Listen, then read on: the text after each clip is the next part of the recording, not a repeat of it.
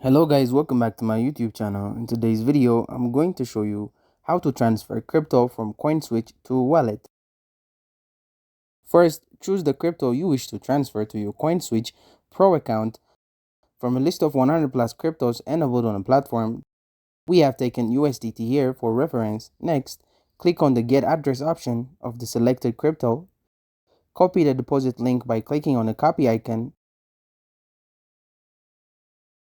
Then enter the withdrawal flows from your source account Binance, MetaMask, etc.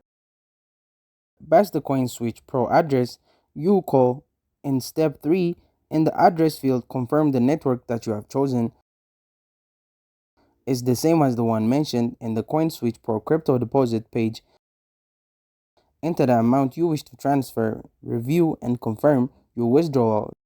Then click on upload from the list and upload all the proofs of withdrawal. So that's it. Thank you guys for watching this video. If this video was helpful, don't forget to like and subscribe to my YouTube channel.